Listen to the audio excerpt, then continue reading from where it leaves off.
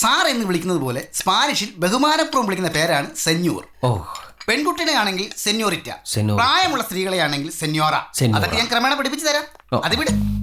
സെന്യൂറിനെ ഭാര്യ ഉപേക്ഷിച്ചു പോയതിനെ ബേസ് ചെയ്ത് ഞാൻ എഴുതിയ നോവലാണ് കറുത്ത മനസ്സുള്ള വെള്ളക്കാരി. ഓ, ഈ മേനോൻ സാറും സെന്യോറും തമ്മിലുള്ള ബന്ധത്തെ അടിസ്ഥാനപ്പെടുത്തി എഴുതിയ നോവലാണ് ചെസ് കളിക്കണ ചങ്ങാതി.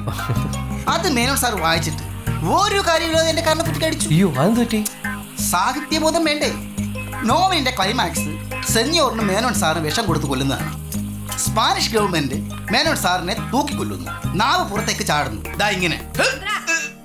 ഓ, അവിടെയാണ് നോവൽ തീരുന്നത്. അതൊക്കെ ഒരു സ്പിരിറ്റായിട്ട് എടുക്കണ്ടേ? പുള്ളിക്കാരൻ അത് വായിച്ചിട്ട് എന്നെ ഒരുപാട് ഉപദ്രവിച്ചെന്നേ. മേലിൽ നോവൽ എഴുതിയാൽ എന്റെ കൈ തല്ലി ഓടിക്കുമെന്നാണ് പറഞ്ഞിരിക്കുന്നത്. പിന്നെ ഒരാൾക്കും ഞാൻ എന്റെ നോവൽ വായിക്കാൻ കൊടുത്തിട്ടില്ല. ഹേയ്, ഇപ്പൊ എല്ലാവരും മേനോൻ സാറിനെ പോലെ ആവണമെന്നില്ല. പപ്പേന്റെ നോവല് ഞാൻ വായിച്ചോളാം. വേണ്ടടാ, ആരും വായിക്കണ്ട.